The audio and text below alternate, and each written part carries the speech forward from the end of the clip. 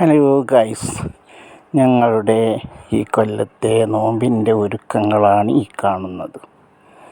ചെറിയ ജീരകം, വലിയ ജീരകം, കടുക്, ഉലുവ എല്ലാം കഴുകി വെയിലിൽ ഉണക്കാൻ വെക്കുകയാണ്.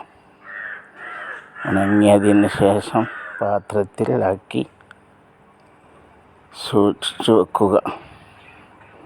ഈ പ്രാവശ്യത്തിന് നോമ്പിന് വേണ്ടിയുള്ളതാണ് ഈ ഒരുക്കങ്ങളെല്ലാം.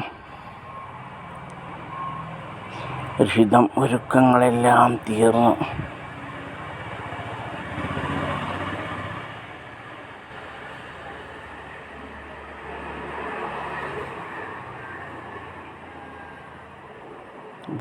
ഇതുകൊണ്ട് സുഖമായി പരത്തിയെടുക്കാം. വൈപ്പർ വെച്ചിട്ട് സുഖമായി കുനിയാതെ നിന്ന് പരത്തി ഉണക്കാൻ വെയിലത്ത് വെക്കാം. അതാണ് ഇതിൻ്റെ ഒരു സുഖം.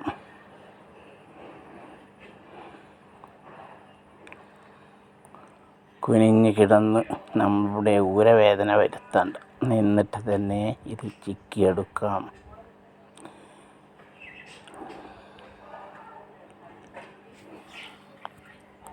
ഇങ്ങനെയൊന്ന് ചെയ്തു നോക്കൂ നിങ്ങൾ. ഇത് പുതിയൊരു അറിവാണ്. പറ്റുമെങ്കിൽ ഇങ്ങനെ ചെയ്തു നോക്കൂ. പുതിയൊരു വൈപ്പർ വാങ്ങിയാൽ മതി. എല്ലാം ഇതുകൊണ്ട് പരത്തിയെടുക്കാം.